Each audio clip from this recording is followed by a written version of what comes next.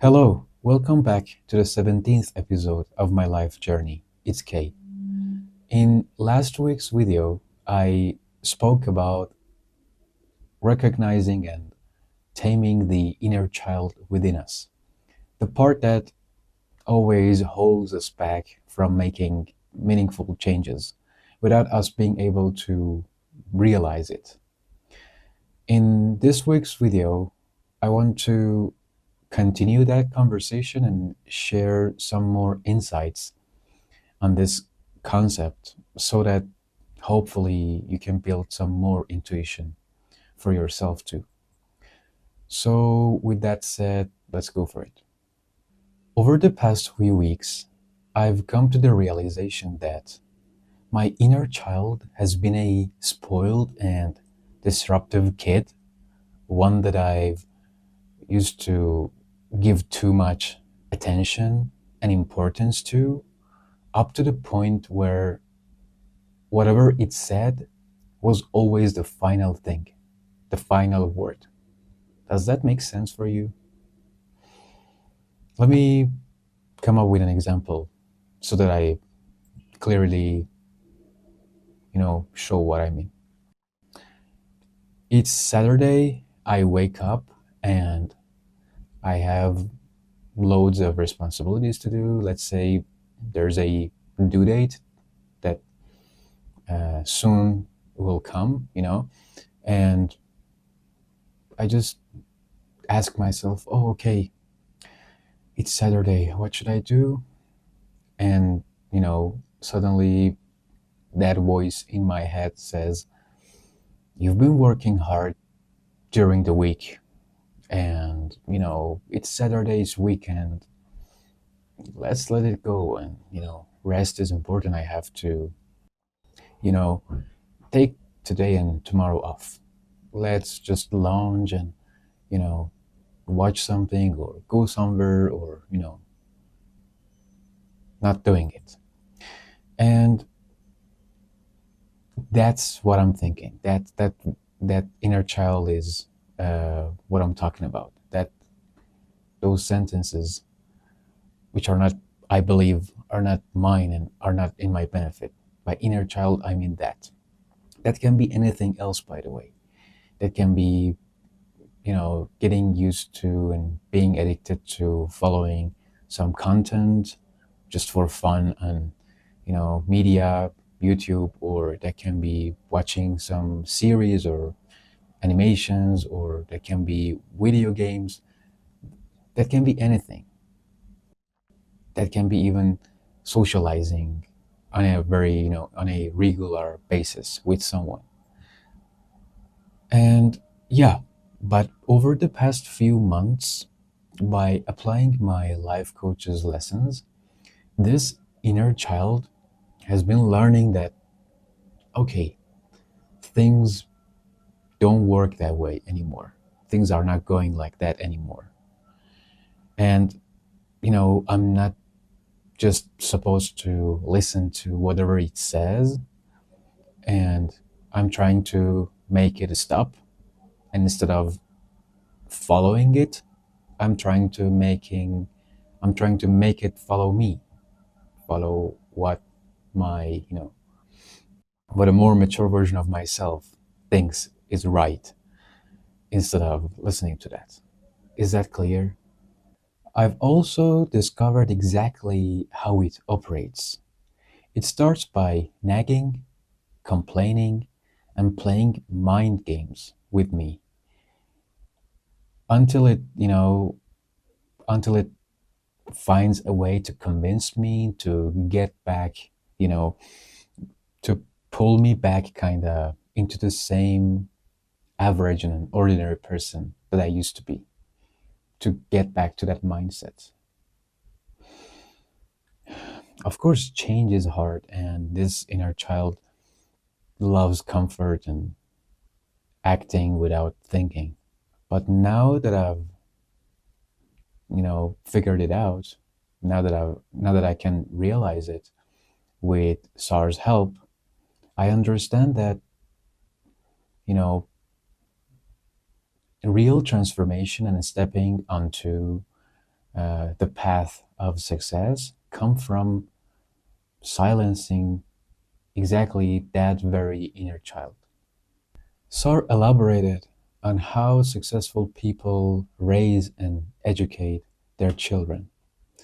From an early age, they teach them how to interact with other people and how to conduct themselves in different situations.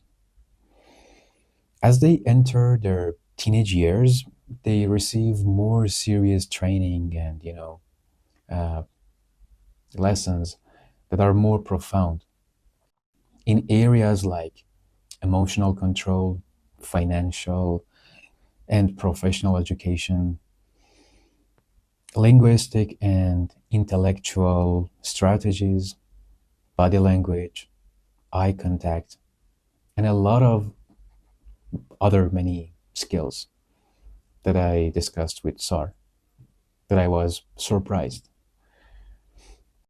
I mean, it was not, too far from, what it should be, but I didn't know those parents are that much committed and serious about this matter. He explained that even if those parents are busy, they hire some specialists to make sure, their children get sufficient and, the right education in the right time. Naturally, many of those children rebel and resist in the way, but, those parents are committed to, ensuring their children's success. And they, push them as hard as needed to make sure their inner children get disciplined. Does that make sense? All that all they want is to actually grow their children's inner child. This is what I'm trying to tell you. And this entire thing acts like a vaccine that prevents future illness. Does that make sense? So I explained that, yeah, they may cry and they may complain a lot when they're very little, when they're very young. And in their teenage years, they may get punished for their wrongdoings. They may get ignored by their parents when they go wrong. But all of that pain that their parents give them is for educating them, is for is in long term in their benefit. Does that make sense? They're not against their children, but actually just want to make sure that in future they don't, go through a life full of failure, that kind of a thing. That could make sense for me because on a very smaller scale, I had that in my life myself too. I think all of us had that, when we were a kid, our parents sometimes, told us to do things and, to behave in certain ways that we didn't like and we just nagged. But in the end, we realized that it was in our benefit. Or maybe we could realize that some years later that we grew up and, got more mature. And yeah, this process teaches the child how to think, how to not think, how to think properly and how to not think when it's not needed. And what things not to think about at all. That is also important. That is a part of, emotional control that I said. As they grow older, these parents set clear goals and, map out some path, as Sar explained. Let me read his sentence for you. They set clear goals and map out a path, guiding them toward certain responsibilities and directions based on their interests and aspirations. So, those parents don't force their children, to do, but they help them to find their right way. They help them to discover it themselves. But they know that if they just let their children be, they cannot discover you know, that path, that success path. So they need some push, they need some help, they need some, right upbringing to find that eventually. And it's no wonder we often admire these individuals later in life, feeling inspired by them when we are, in their presence, you know, when we see them somewhere or when we see them on an interview and social media, TV, somewhere, anywhere.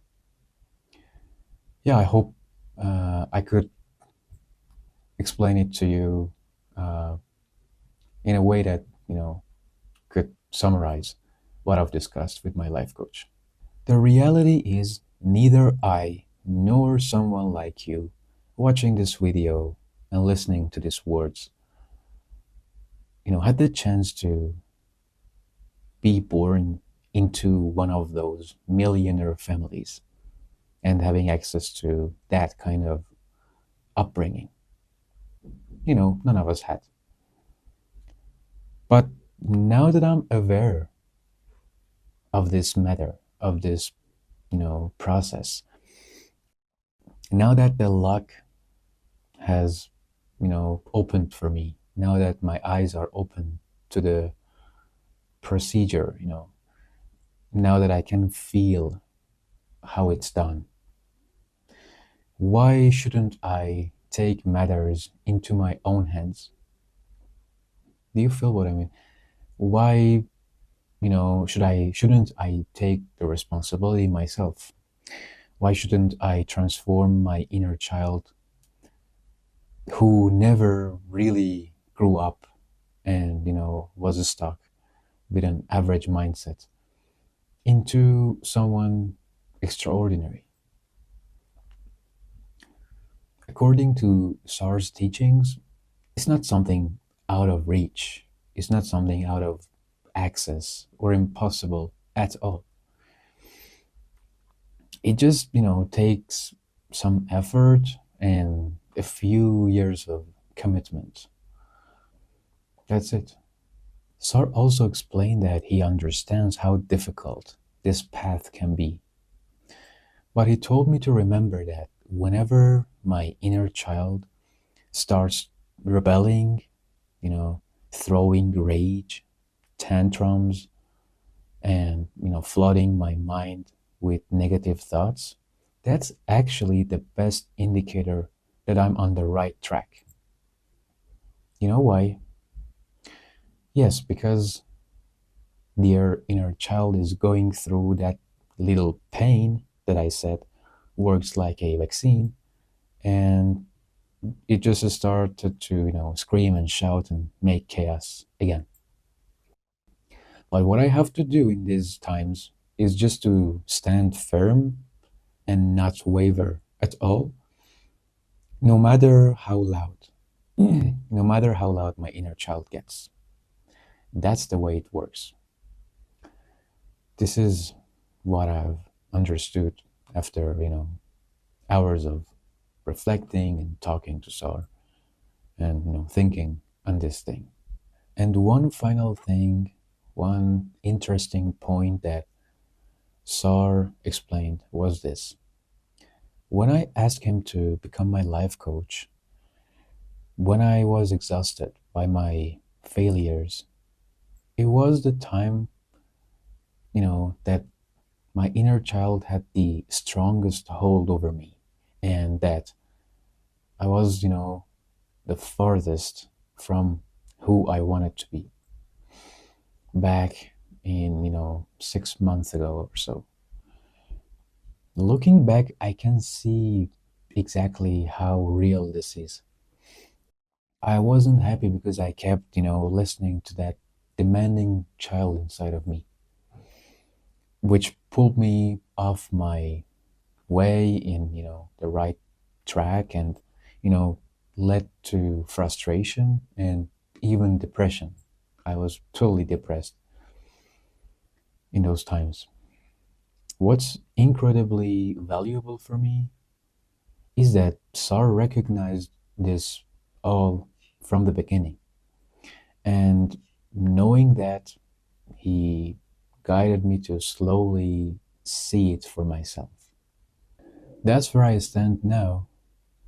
I'm committed to disciplining my inner child so that it gets mature and, leaving me free to move forward towards success and fulfillment. Next week, I'll dive deeper into some other ideas that Sar has explained and has introduced into my journey. And until then, see you forward.